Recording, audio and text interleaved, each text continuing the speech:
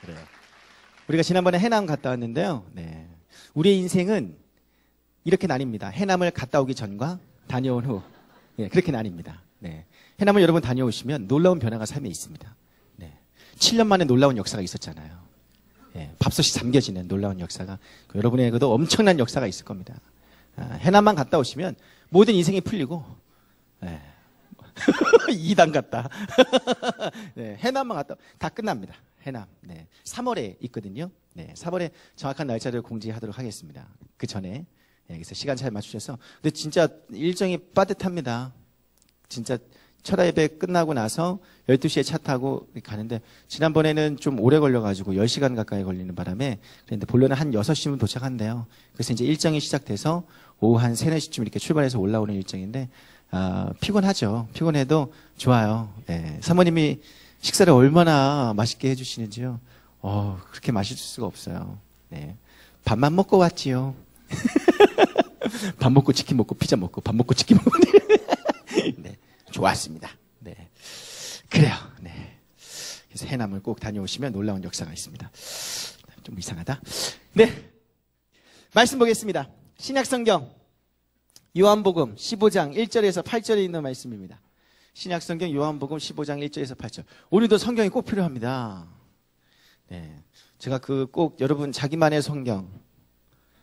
여러분 아무리 그 멀티미디어가 발달하고 그래도요. 여러분의 후손에게 물려줄 책 한 권이 있어야 됩니다. 여러분이 평생 봤던 성경. 그래서 아이패드를 물려줄 수는 없잖아요. 작동 안 돼요, 할아버지. 작동이 안 돼요. 네. 안 된다니까 작동이. 네. 얼마나 세월이 빨리 변하는데. 가장 좋은 건 여러분들이 손으로 쓴 손글씨 성경. 네. 근데 너무 심했다. 네. 혈서로 막 쓴 거, 그런 것들. 그런 것들 여러분 하세요. 네. 요한복음 15장 1절에서 8절에 있는 말씀을 보도록 하겠습니다. 제가 먼저 읽을게요. 여러분이 2절 읽고, 제가 3절 읽고, 이렇게 교독하겠습니다. 마지막 절은 같이 읽고요. 시작합니다. 나는 참 포도나무요. 내 아버지는 농부라.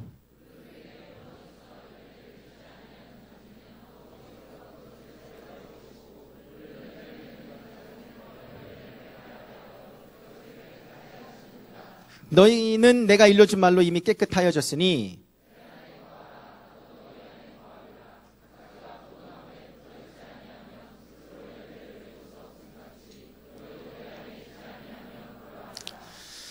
나는 포도나무여 너희는 가지라. 그가 내 안에 내가 그 안에 거하면 사람이 열매를 많이 맺나니 나를 떠나서는 너희가 아무것도 할 수 없음이라.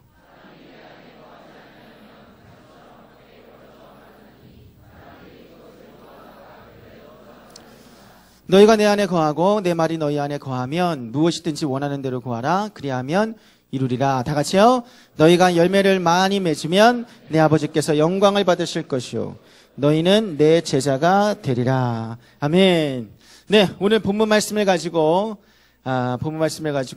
네. 열매를 위하여. 자, 그 다음 부분 읽겠습니다. 시작. 열매, 그것이 알고 싶다. 이런 제목으로 은혜 나누겠습니다. 열매, 그것이 알고 싶다. 네, 그런데 말입니다. 그거 있잖아요. 네. 오늘이 이제 2015년에 들어서 첫 번째 우리 가스펠 금요예배인데요. 또 다른 건 뭐죠? 다니엘 기도의 2일차. 예, 2일차. 다니엘 기도가 뭐야? 뭐 이렇게 생각하시고 싶은데 다니엘 기도 2일차예요. 네. 어제 다 오셨었죠? 네, 감사합니다. 네. 이번 다니엘 기도의 주제가 이제 선교의 이름을 따서 이제 푸뉴마, 가스펠, 카리스, 성령, 복음, 은혜 이렇게 주제를 정하게 됐습니다. 어제 이제 그 주제를 정하게 된 그 과정에 대해서 김도훈 목사님이 얘기해 주셨는데 저는 그렇게까지는 모르고 그냥 이렇게 하라 그래서 하는 거예요. 이렇게 이거다 그래서 네, 이거요? 예, 알겠습니다. 거의 저는 지금 그렇게 하고 있습니다. 네. 이 주제들은 근데 설교 때마다 거의 어떤 주제로 설교하든 간에 거의 등장하잖아요. 성령, 복음, 은혜 이거 빼고 설교할 게 뭐 있습니까? 예? 항상 등장하는 거지. 별로 할 게 없어요. 그러니까 굳이 이 주제로 굳이 애써서 설교를 맞출 필요도 없습니다. 그냥 하다 보면 그냥 한 번씩 나옵니다. 예. 하다 보면 이 주제가 나와요. 예. 성령 받으라 하고 복음을 믿으라 하고 은혜 받으라 하고 은혜가 그렇습니다. 예. 다니엘 기도회와 함께 우리 가스펠 우리 공동체가 1월에 이제 삼은 주제는, 1월 주제는 뭐냐면, 설교의 방향은 따라합니다. 열매. 예, 열매입니다. 열매. 여러 주제들 중에 주님께서 이 주제로 저를 이끌어 주셨습니다. 이거 안 하려고 그랬는데, 어제 또 어제 원래 설교 준비하는 게 있었거든요. 근데 그거 안 돼가지고,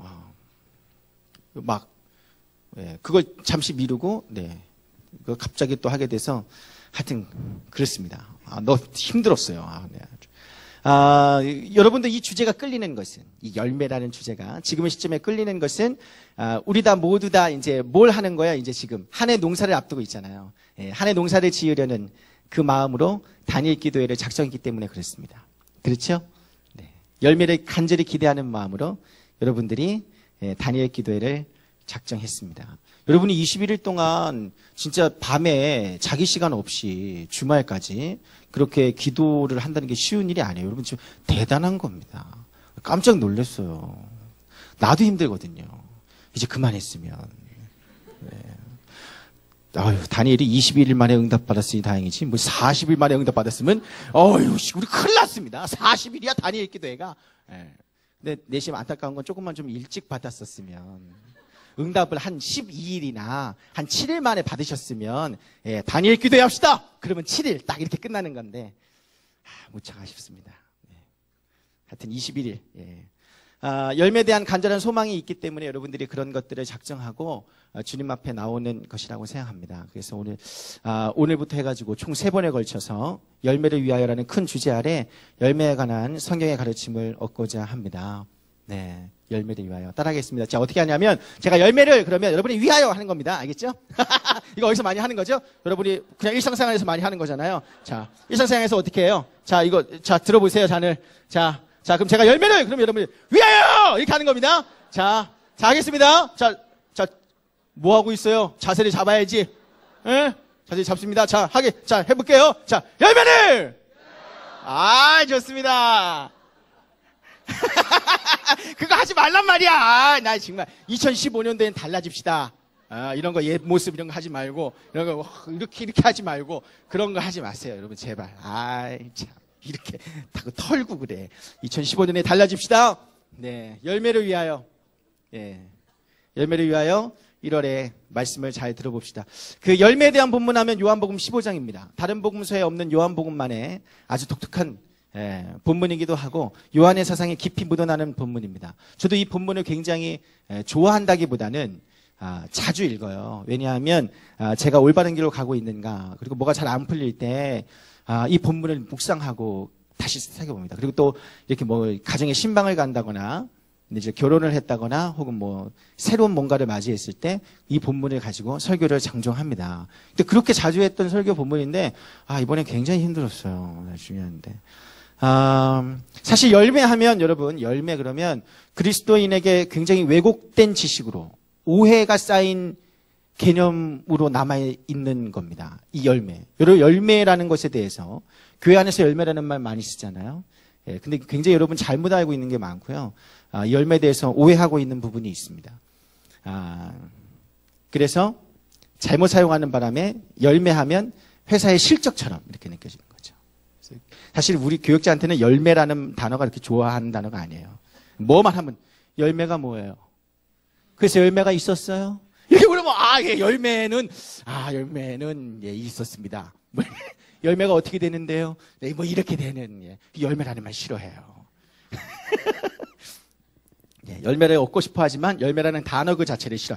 이 단어만 들리면 갑자기 알러지 반응이 나는.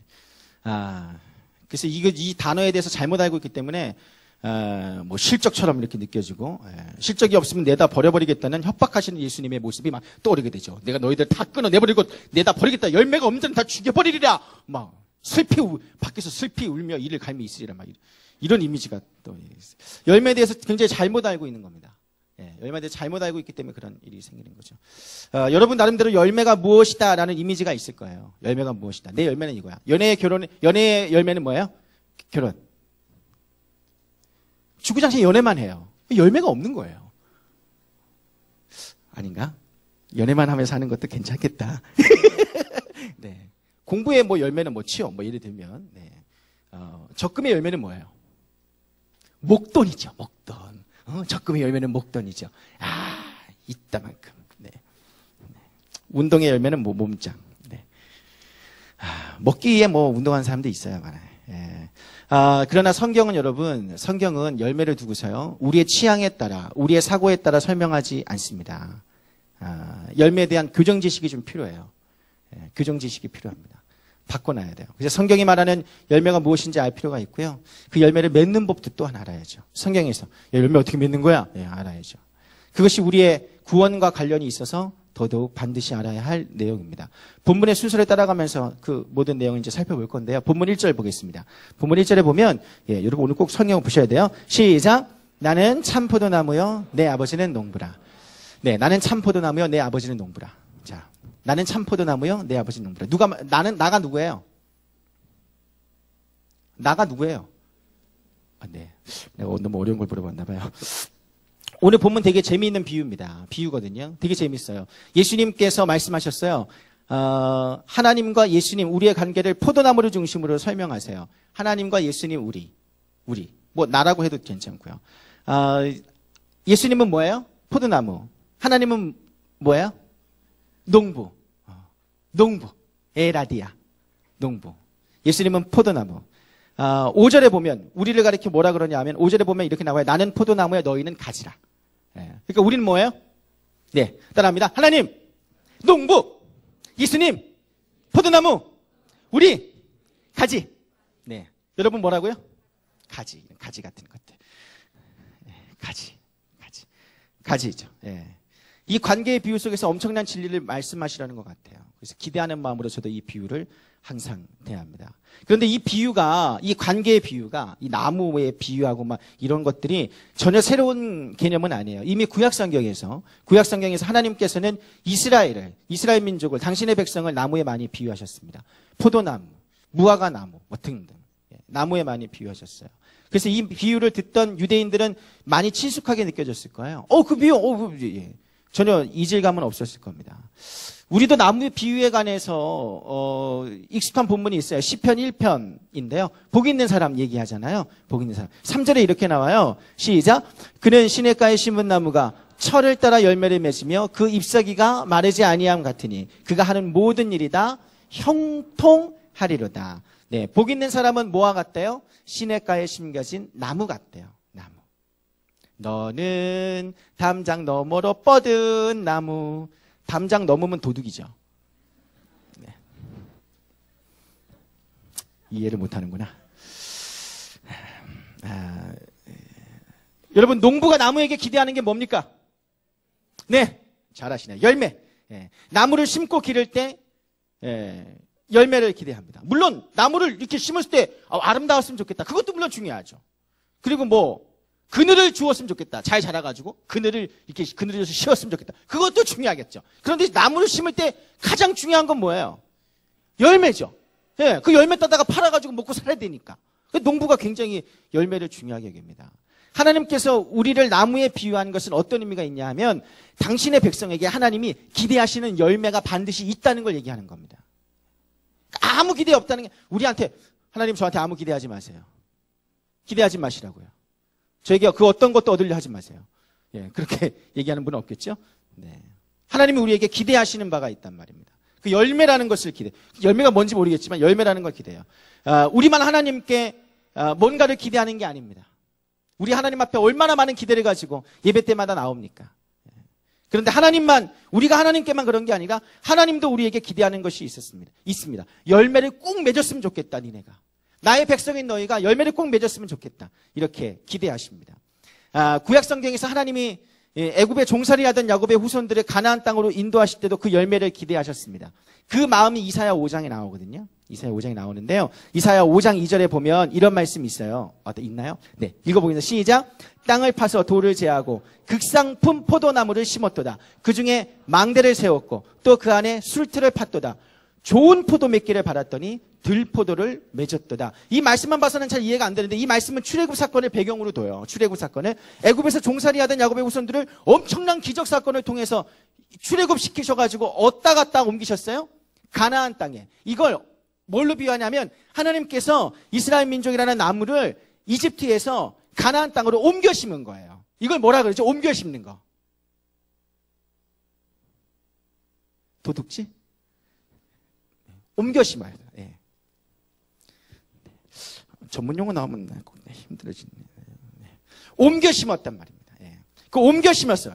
그리고 극상품 포도나무를 심었어요. 그러니까 하나님이 잘 만들어가지고 심어 놓은 거죠. 예. 믿음 좋게 해가지고. 심어 놔서 뭘 기대했냐면 극상품 포도나무를 심었으니까 어떤 열매가 맺어져야 돼요? 극상품 포도 열매가 맺어져야 되는 거죠. 네. 에이 뿔뿔. 예. 그런 열매가 맺어져야 되는데 어떤 게 맺어졌어요? 들포도 열매가 맺어졌어요. 예. 하나님은 그에 대해서 굉장히 실망하셨습니다. 그리고 이스라엘을 끝내는 심판하셨습니다. 주님께서 원하시는 게 있는데 그게 안 맺혀져서 예. 그 열매가 무엇이었냐 하면 이사야 5장 7절의 말씀을 보면 예, 그걸 이제 짐작해 볼 수 있습니다. 읽어보면 시작. 무릇 만군의 야훼의 포도원은 이스라엘 족속이요 그가 기뻐하시는 나무는 유다 사람이라. 그들에게 정의를 바라셨더니 도리어 포악이요 그들에게 공의를 바라셨더니 도리어 부르짖음이었다. 예, 원래는 뭘 바라셨대요? 정의하고 공의. 예, 그러니까 이게 그들에게서 하나님 믿는 백성이 정의를 행하고 공의를 행하는 것, 그것을 나타내는 것이 그게 주님이 기대하셨던 열매라는 거죠. 그러니까 그걸 기대했는데 그걸 나타내주길 원했는데 뭘 나타냈어요? 포악, 부르짖음. 이 부르짖음은 막 가난하고 불쌍한 자들이 막 압제받고 막 억압받아가지고 부르짖는 거예요. 뭐, 죽겠습니다! 막 이러는 살려주세요! 그런 고통의 소리. 예, 그런 게 나왔단 말이죠. 그게 들포도입니다. 열매입니다. 예.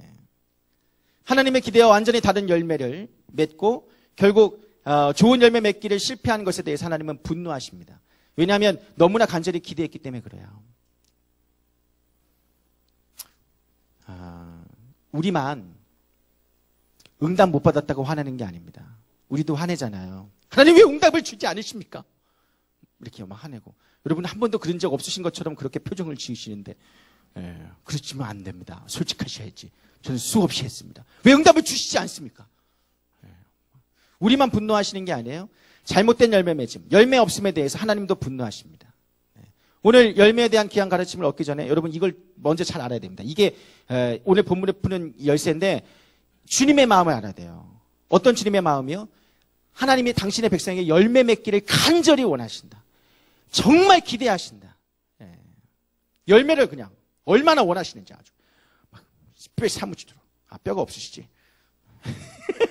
네, 여기시니까 뼈는 없는데 아주 굉장히 원하신단 말이죠. 오늘 본문에서 좀 다른 거, 구약 성경과 비교해서 좀 다른 게 뭐냐면 우리가 자리가 좀 밀렸어요. 원래 나무가 우리인데 나무가 오늘 본문에서 누구라고요? 예수님. 우리는 뭐예요? 가지. 좀 밀린 거죠. 예. 나무가 좋아요? 가지가 좋아요? 뭐 어느 게 더 좋다 이렇게 얘기할 수는 없어요. 예. 이건 뭐 그거 좋다 싫다의 문제는 아니에요. 그러니까 어쨌든 좀 달라요. 학자 중에는요. 왜 예수님이 나무의 자리에 가 있느냐 이걸 이렇게 해석하기도 해요. 이스라엘 민족이 그 나무의 자리에서 실패했잖아요. 구약 시대에.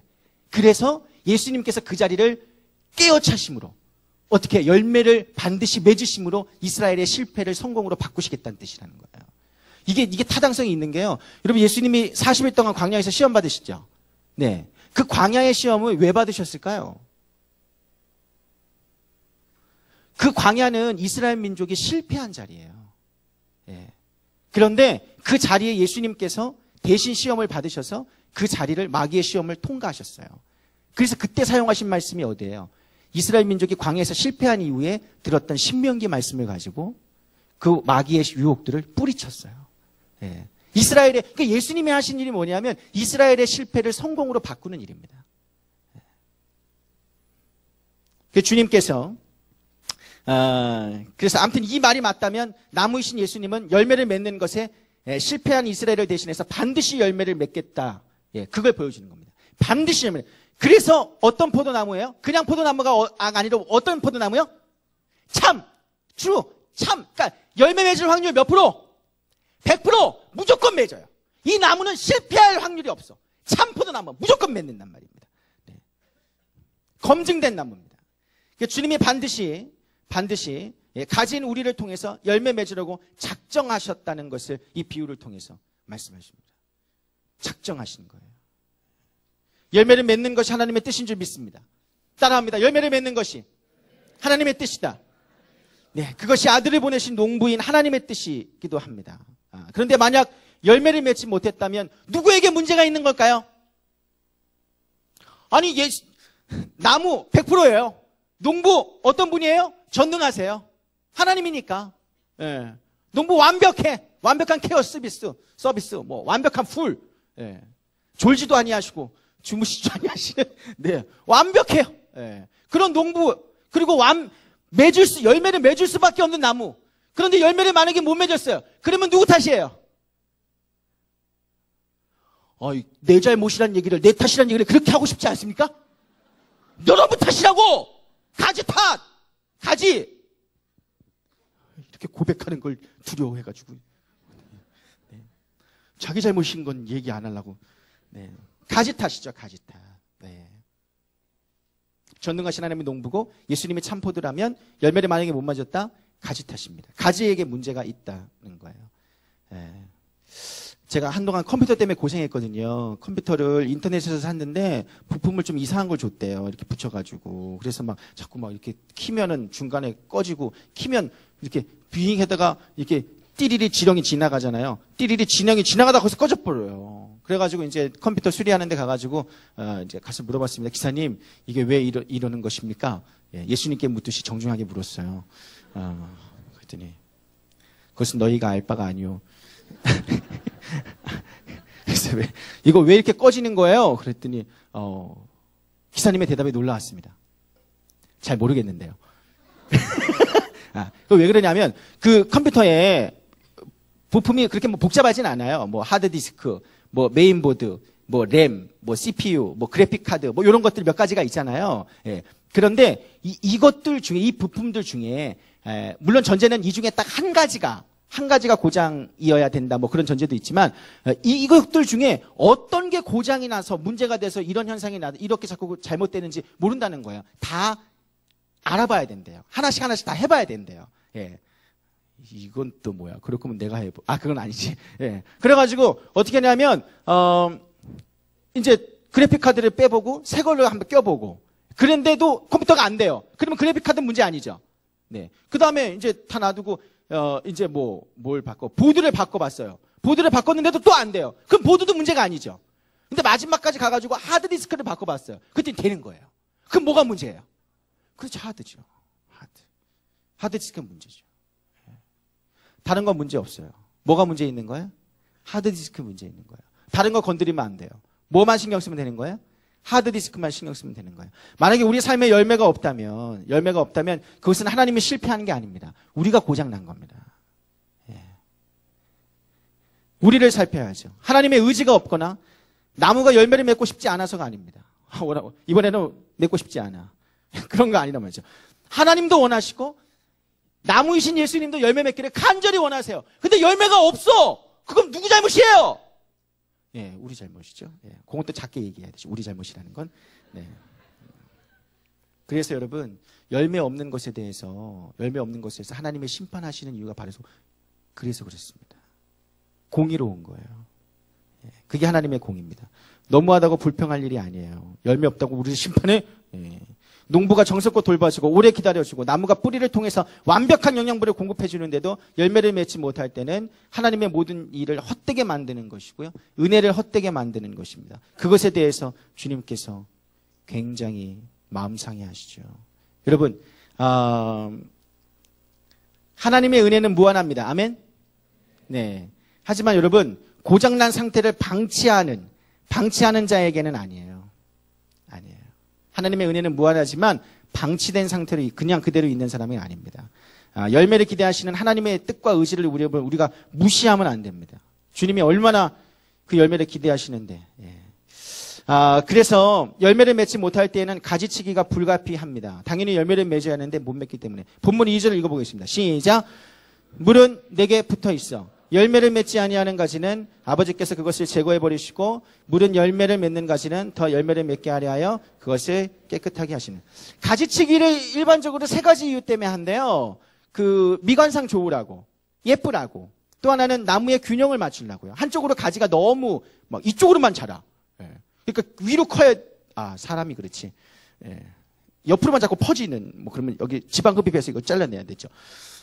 그러니까 한쪽으로 나무가 이렇게 가지가 너무 해서 쏠렸어요. 그럴 때는 이제 잘라내서 나무의 균형을 맞춰주고, 또 하나는 뭐냐면 그 영양분, 예, 수분과 영양분이 이게 나무가 뿌리에서부터 이렇게 끌어올리는데, 이게 열매를 못 맞는 가지만 주렁주렁 이게 달려 있으면 그게 영양분을 다 뺏어가요. 그럼 열매를 정작 맺을 수 있는 가지에게 제대로 공급이 안 되니까 얘가 원래는 10개를 맺을 수 있는 건데 하나밖에 못 맺고 있는 거예요. 예, 그러니까 가지치기를 통해서 그런 것들을 해결하는 겁니다. 결국은 뭐예요? 예, 결국은 뭐예요? 가지치기 하려는 목적이 뭐예요? 예, 열매를 더 많이 맺으려고 하는 거죠. 열매를 더 많이 맺으려고 합니다. 가지치기를 두고 뭐 하나님이 너무 잔인하다, 하나님이 사랑이 없지 않냐, 그게 아니라 내가 그 대상이 되지 않으면 나만 아니면 되는 거고요. 더 중요한 건 뭐냐면 여러분 이 말씀, 가지치기에 대한 하나님의 이 말씀 의도를 여러분이 잘 아셔야 돼요. 예, 그건 하나님이 심판하시겠다 이게 목적이 아니라 내가 열매를 많이 맺고 싶다는 주님의 뜻입니다. 만약 가지치기를 당한다면 그건 하나님의 공이고요. 그 열매 없음에 대한 결과를 미리 말씀해 두시는 것은, 우리에게 말씀해 두시는 것은 열매에 대한 하나님의 의지가 얼마나 강한지 보여주는 겁니다. 반드시 열매를 맺겠다, 풍성하게 맺으시겠다는 하나님의 의지라는 거죠. 기억하기 바랍니다. 올 한 해 여러분 많은 열매를 기대하고 있을 거예요. 여러분만 기대하는 게 아니에요. 주님은 더 기대하십니다. 엄청 기대하세요. 그러니 안심하시고 기도하시기 바랍니다. 주님이 원치 않으시면 어떡하지? 제발 그런 생각 좀 하지 마세요. 주님이 원치 않기는 왜 원치 않아? 물론 안 주시면 나도 아쉽지만 그분은 더 원하신다니까. 주님이 바쁘시면 어떡해? 제발 이런 생각 좀 하지 마.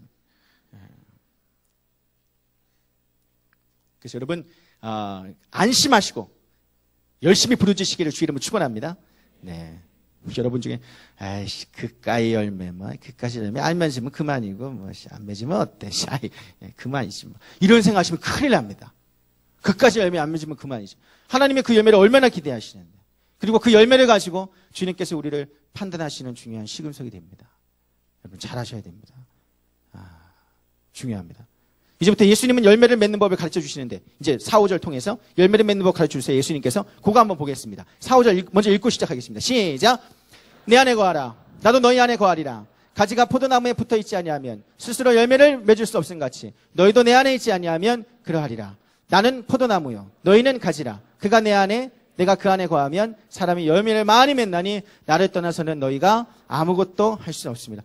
포도나무이신 예수님이 가진 우리에게 말씀하세요. 본문 4절에 우리가 아까 읽었는데 본문 4절에 본 내용은 그거예요. 니네 열매 맺으려면 나한테 잘 붙어 있어야 된다.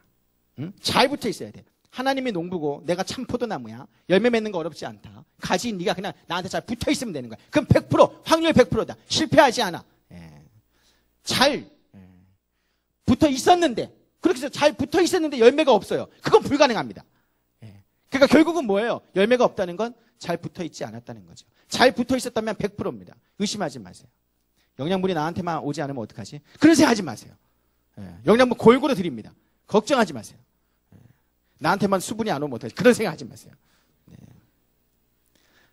다른 가지가 훨씬 굵고 튼튼하니까 저 가지에게만 영양분을 주시면 어떡하지? 물론 이렇게 몸이 굵은 게 좋죠. 그러나 절대 그렇게 생각하지 마세요. 아닙니다. 잘 붙어있기만 하면 무조건 주님께서 살리시는 줄 믿습니다. 열매 맺게 하십니다.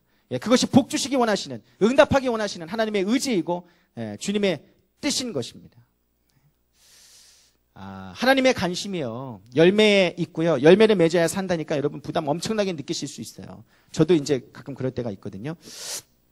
열매를 내 능력으로 내가 원하는 시간에 맺어야지 이렇게 생각하시면 굉장히 스트레스가 됩니다. 부담감만 돼요. 짐이 됩니다. 저도 그런 실수를 자주 범하고 그러는데 그건 주님이 원하시는 삶이 아니에요, 여러분. 주님께서는 우리에게 무거운 짐을 지우려 하지 않으십니다. 수고하고 무거운 짐진 자들아 다 내게로 오라. 다 내게로 오라. 내가 너희를 쉬게 하리라. 쉬게 하시는 게 주님의 뜻입니다. 다 쉬어버려요. 다 공휴일로. 나의 멍에를 메고 내게 배우라. 그러면 너희 마음이 쉼을 얻으리니 이는 내 멍에는 쉽고 내 짐은 가벼움이라. 짐이 있기는 해요. 근데 가벼워요. 예. 너무나 쉽다는 거죠. 가벼워서. 가볍다는 건 그렇게 힘들지 않다는 뜻이에요. 마찬가지입니다. 우리가 열매를 맺는 일, 여러분 그리 어려운 일이 아닙니다. 쇠가 빠지게 고생해서 조금 얻는 그런 열매도 아닙니다. 예. 불가능한 일이 아니라는 겁니다. 하나님이 반드시 맺게 하시고 우리가 수고하고 헌신하는 것보다 더 많은 열매로 풍성하게 우리에게 주십니다. 왜냐하면 그게 주님의 뜻이거든요. 시냇가에 심겨진 나무가 때를 따라서 계절을 따라 그냥 열매를 맺는 거예요. 봄이니까 봄에 맺어야지 뭐 이렇게 막 의지를 막 불태우고 그럴 필요 없어요. 그냥 때 되면 맺는 거예요. 시냇가에 심겨졌으니까 그냥 맺는 거예요. 자연스럽게 맺는 거. 그것이 주님이 원하시는 삶인 줄 믿습니다. 우리 여러분이 열매를 원하시는 주님의 마음을 알면 열매를 맺기 원하는 그 주님의 마음은 본문 4절에서 말씀하시는 예수님의 마음도 여러분 잘 알기 바랍니다. 농부인 하나님의 열매를 간절히 기대하시듯 예수님도 그런 마음으로 말씀하시는 거예요. 그러니까 내가 잘 붙어 있어. 너는 열매 맺었으면 좋겠다. 잘 붙어 있으라고. 절대 떨어지지 마. 난 너를 통해서 꼭 열매를 거둘 거야. 그 말씀이에요. 그러니 제발 떨어지지 말아다오. 제발 내게 잘 붙어 있어다오. 떨어지면 안 된다. 떨어지면 죽어. 붙어 있어야 돼. 마치 사람 많은 곳에 엄마가 아이를 데리고 갔을 때 아이에게 신신당부하죠. 야, 너 엄마 손 놓치면 안 된다. 너 엄마 손 놓치면 큰일 나. 절대 놓지 마. 그런 거죠. 놓쳤다가도 어떻게 해요? 아이 놓쳐버렸네. 어떡하지? 그런 게 아니죠. 미친 듯이 찾죠. 네 새끼 어디 갔니? 네 새끼 어디 갔어? 제일 못생긴 애. 완전, 예. 제 아이는 저하고 굳이 부자 관계, 부녀 관계를 얘기하지 않아도 다 압니다. 우리 애가 얼마 전에 여기 저하고 떨어져서 이렇게 돌아다녔거든요. 그랬더니 어떤 지체가 목사님하고 똑같은 애를 봤어요. 아셨나요? 정말 똑같더래요. 맞습니다. 제 아이입니다. 네, 똑같은 애. 그 얘기를 어디 가나 이렇게 찾겠다는 겁니다. 그리고 다시 얘기하죠. 너 엄마한테 떨어지지 말라 그랬지. 엄마한테 떨어지면 큰일 난다고. 이 얘기가 아이를 향한 협박입니까, 엄마의? 아니죠. 협박이 아니죠. 내가 너를 절대 놓지 않겠다. 내가 너를 통해서 반드시 열매를 맺겠다. 그 하나님의 뜻입니다. 그 의지와 똑같은 거예요. 네. 벼랑 끝에서 손 놓으면 죽죠. 놓지 말라고 주님께서 얘기하시는 겁니다. 내 손 놓지 마. 살려면 내 손 잡아야 돼. 5절에서는 어떻습니까? 너도 열매를 많이 맺고 싶지? 꼭 기억해두렴. 날 떠나서는 너희가 어떤 열매도 맺을 수 없다. 그 얘기하시는 겁니다. 5절에서는. 아직 열매가 구체적으로 뭔지 잘 몰라요. 그래도 이제 5절에서 우리가 깨달아야 할 건 뭐냐 하면 어떤 열매도 나무인 예수님을 떠나서는 맺을 수 없다는 사실입니다. 믿으십니까? 정말 믿으십니까? 예수님 떠나서는 어떤 열매도 맺을 수 없다는 걸 확신하십니까? 의심하지 않으십니까? 아무것도 기대할 수 없는 인생이라는 것을 여러분 깨달아야 합니다. 그런데 왜 자꾸 그걸 깨닫는다고 얘기하는데 왜 자꾸 주님을 시험하십니까? 잠시 떨어져도 괜찮을 거야. 그런 생각을 하시면 안 돼요. 잠시 떨어져도 괜찮을 거야. 바쁘니까 힘드니까 어쩔 수 없다는 생각을 여러분 하시면 안 됩니다. 왜 자꾸 떨어졌다가 붙었다가 반복하세요. 이건 접착식 메모시도 아니고 자꾸 떨어졌다가 붙었다가 다니엘 기도회 때는 잘 붙어 있다가 3, 4일만 되면 다시 떨어지죠. 3, 4일이야. 여러분 잘 붙어 있어야 할 줄 믿습니다. 예수님 분명히 말씀하세요. 떨어지면 죽는다. 떨어지면 아무것도 할 수 없어. 잠시의 여지도 두지 말라. 내 인생 전부가 주님께 붙어 있어야 열매를 맺을 수 있고 죽지 않고 살 수 있다는 것을, 나무를 떨어져서는 절대로 아무것도 할 수 없다는 걸 여러분들이 꼭 믿고 살아가기를 주님을 축원합니다. 이건 이해의 문제가 아니고 믿음의 문제입니다. 결혼할 때 한 가지 믿음이 있어야 합니다. 이 여자, 이 남자가 내 인생에 있어서 하나님이 주신 최고의 선물이다. 아멘. 더 좋은 것은 없다. 더 좋은 게 있지 않을까? 이런 생각을 하시는 순간 관계가 무너집니다. 정말이에요. 그 생각 하나가 더 좋은 게 있지 않을까? 박신혜도 있고 여러 가지도 있는데 더 좋은 게 있지 않을까? 그러면 끝나는 겁니다. 주님과 잠시 떨어져서 내가 다른 쪽으로 내가 맺고 싶은 어떤 열매가 있어요. 그 일에 시간을 쏟고 싶은 거죠. 그래도 되지 않을까? 이런 생각을 하지 마시라니까? 안 된다니까? 안 된다니까요.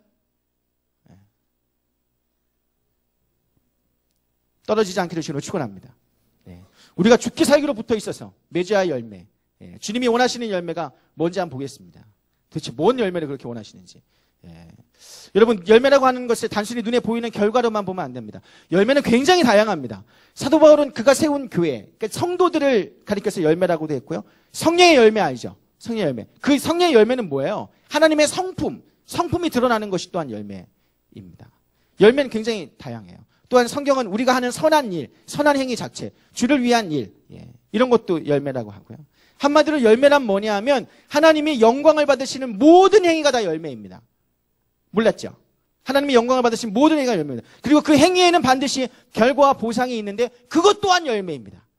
그 열매 영역이 굉장히 넓은 거예요. 본문 8절 보겠습니다. 시작. 너희가 열매를 많이 맺으면 내 아버지께서 영광을 받으실 것이요 너희는 내 제자가 되리라. 하나님이 영광을 받으시고 우리를 예수님의 제자 되게 만드는 일, 그 모든 일들이 다 열매라는 거 볼 수 있는 거죠. 열만 실상의 뭐 대상, 최우수상, 그게 열매가 아니에요. 네, 그게 열매가 아닙니다. 고3 수험생이 주님을 잠시 떠나서 뭐 유명한 대학에 합격해 놓고 다시 돌아와서 간증하면서 주님 앞에 영광을 돌립니다. 주님이 주신 열매인 줄 믿습니다. 그렇게 고백한다 해도 여러분 그건 열매가 아닙니다. 왜냐하면 주님을 떠나서 맺은 열매거든요. 주님을 떠나서 맺은 열매는 열매가 아닙니다. 예. 더군다나 그가 좋은 대학에 들어간 것과 제자가 되는 것은 다른 문제거든요. 무관하기 때문에 그렇습니다. 주님을 떠나서 이루는 어떤 업적도 결과도 열매가 아닙니다. 그래서 그게 열매야 이렇게 규정되는 거, 그건 여러분 사실 우리의 판단으로 다 할 수 없어요. 주님의 판단으로 할 수 있습니다. 한마디로 여러분 그게 열매야, 이게 진짜 열매야 라고 하는 것은 사실은 우리가 어떤 일을 했을 때 그것을 주님이 받으셔야 그게 열매로 인정되는 거예요. 무슨 말인지 이해되시겠어요? 그러니까 내가 했으니까 열매야, 내가 얻었으니까 열매야, 그게 아니라니까요. 여러분들이 그 주님이 주시지 않은 것도 있을 수 있어요. 그런데 다 열매라고 생각하는데 아니에요. 주님이 받으셔야 열매인 것입니다. 사람이 별거 아니라고 생각해도 그게 무슨 열매? 야, 그런 일이 뭔 열매냐? 그런 조그만 일이 그래도 여러분 주님 앞에서는 굉장히 큰 열매일 수 있습니다. 여러분 부자가 낸 헌금보다 과부가 낸 얼마? 두랩돈. 예, 요즘으로 따지면 20원도 안 돼. 20원도 안 되는 그 돈을 주님께서는 그 부자가 낸 어마어마한 돈보다 더 크다 하셨습니다. 그러니까 판단 기준이 다르다니까? 우리가 볼 때는, 뭐 그런 일을 뭐 열매로 영광 돌려. 주님 보시기엔 다를 수 있습니다. 주님 보시기엔, 예. 그래서 여러분, 우리의 열매를 진짜 알 수 있는 건 연만 정상 때 가능한 게 아니라, 천국에 이르렀을 때, 예. 연만 정산을 해봐야 되거든요. 예. 그러면 여러분 깜짝 놀랄 수 있습니다. 분명히 내가 열매가 엄청난 줄 알았는데 별로 없을 수 있고요. 열매가 난 별로 없을 줄 알았는데 열매가 어마어마할 수 있습니다. 모른다니까? 예. 모릅니다. 그래서 여러분 이 땅에서 장악하는 열매가 극히 작을 수도 있어요. 예. 근데 또 천국에서는 클 수도 있습니다. 주님이 받으시는 그것이 열매인 줄 믿습니다. 그래서 여러분 주님을 영화롭게 하고 하나님을 인정받게 하고 사람들로 하여금 하나님께 영광을 돌리게 만드는 모든 일 지극히 그것이 좀 뭐 작은 일일지라도 그 모든 것이 열매인 것입니다. 예. 주님을 인정하게 만드는 우리의 헌신, 고백 또한 열매라고 볼 수 있습니다. 그래서 오늘 본문의 표현을 빌리면 그러니까 열매가 뭐냐 그냥 한마디로 얘기하면 오늘 본문의 표현을 빌리면 이겁니다. 주님 안에 거하는 것. 따라합니다. 주님 안에 거하는 것. 예, 그 자체가 열매가 될 수 있는 거예요. 본문 9절 10절 봅니다. 읽겠습니다. 시작. 아버지께서 나를 사랑하신 것 같이 나도 너희를 사랑하였으니 나의 사랑 안에 거하라. 내가 아버지의 계명을 지켜 그의 사랑 안에 거하는 것 같이 너희도 내 계명을 지키면 내 사랑 안에 거하리라. 네, 주님 안에 거하는 게 뭐예요? 그게 열매가 뭐냐라는 물음이에요. 예. 주님 안에 거하는 게 뭐예요? 열매가 뭐예요? 주님 안에 거하는 게 열매라면서요. 그러면 그 주님 안에 거하는 게 뭐예요? 예. 주님 안에 거하는 게 뭐예요? 주님 안에 거하는 거. 여기 뭐라 그래요? 나의 사랑 안에 거하라? 그게 뭐래요? 계명을 지키는 것. 예. 계명을 지키는 것이 주님 안에, 주님의 사랑 안에 거하는 것이래요. 즉 뭐예요? 말씀에 순종하는 거죠. 그게 열매예요. 예. 우리는 뭐 엄청난 업적과 뭐 어떤 걸 막 큰 걸 뭐 얻어내야 열매고, 열매를 맺었어. 뭐 눈에 확실히 보이고 막 그런 걸로 생각하잖아요. 그게 아니라 뭐예요? 네. 말씀에 순종하는 그 행위 자체가 열매라는 거죠. 예. 그럼 이 계명은 뭐예요? 예. 그 계명, 주님이 말씀하신 것에 순종하려는데 그 말씀이 뭐냐고요? 그 계명이 뭔지 본문 12절에 나옵니다. 읽겠습니다. 시작. 내 계명은 곧 내가 너희를 사랑한 것 같이 너희도 서로 사랑하라 하는 이것이니라. 네, 주님께서 우리에게 여러 가지 말씀을 주시고 명령을 주십니다. 그런데 어떤 것이 됐든 그 순종하는 그 삶이 곧 열매인 줄 믿습니다. 사랑하는 일에 순종함으로 하나님의 성품이 우리의 삶을 통해서 드러나게 되고 사람들이 인정하게 될 것이에요. 하나님은 사랑이시구나.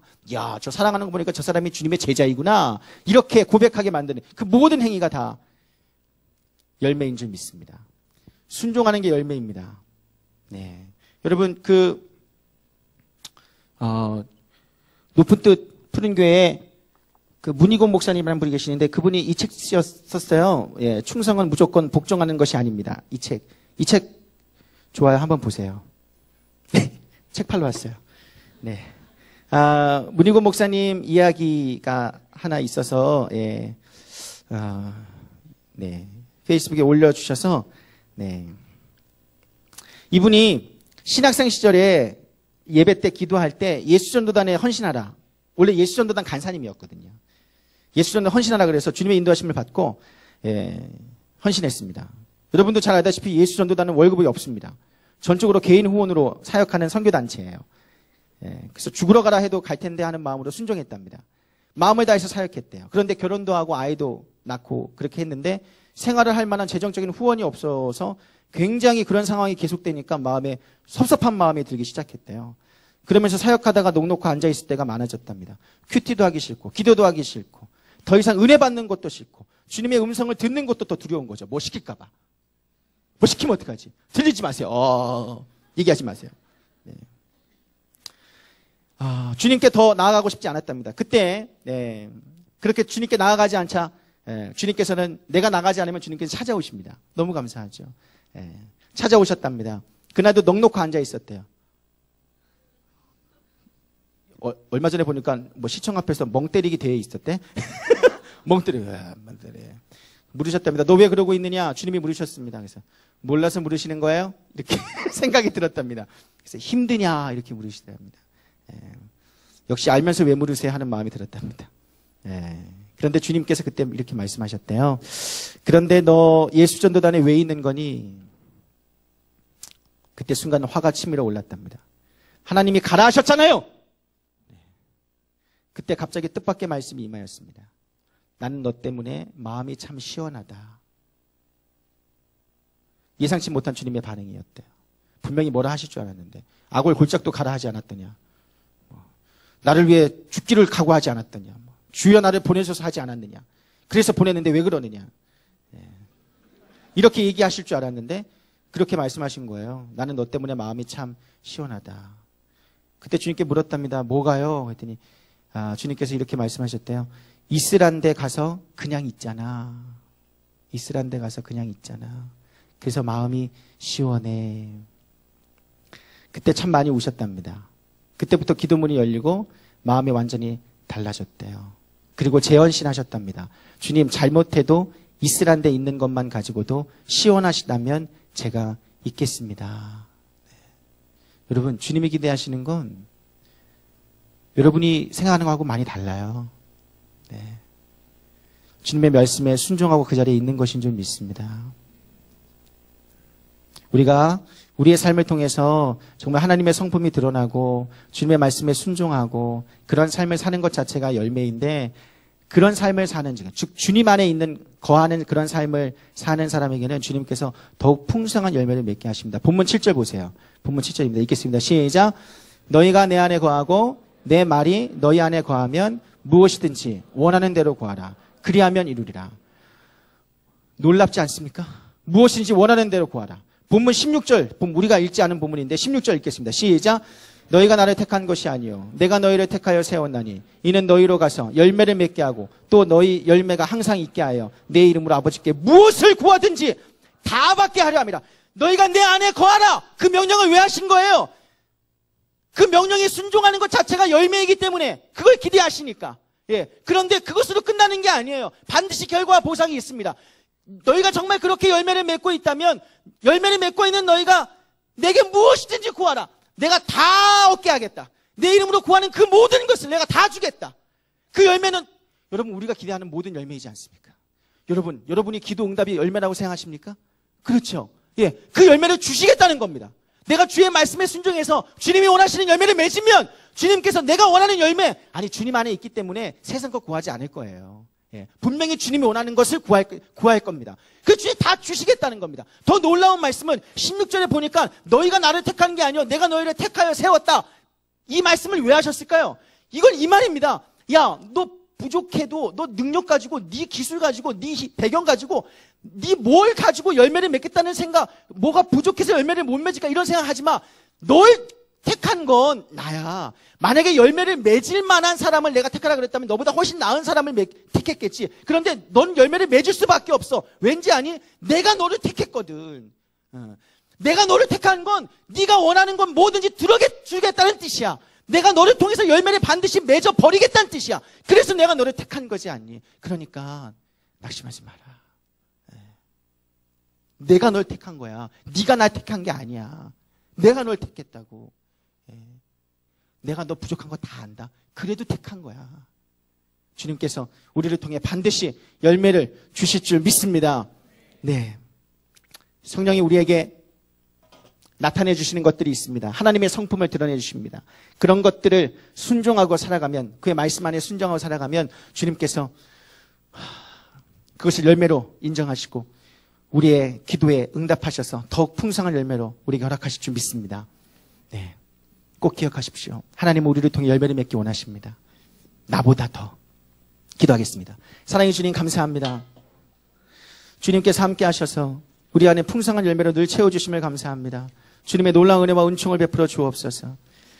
주님께서 함께 하시고 나를 통하여 주님의 놀라운 뜻을 이루시려는 그 놀라운 의지와 그 믿음을, 그 놀라운 역사, 은혜를 믿고 살아갈 수 있도록 역사하여 주옵소서. 우리가 기도할 때 의심하지 말게 하여 주옵시고 우리를 통하여 반드시 열매를 맺기 원하시는 주님의 뜻을 알고 주의 말씀에 순종하는 열매를 우리가 먼저 맺어드리는 복된 삶이 되게 하여 주옵소서.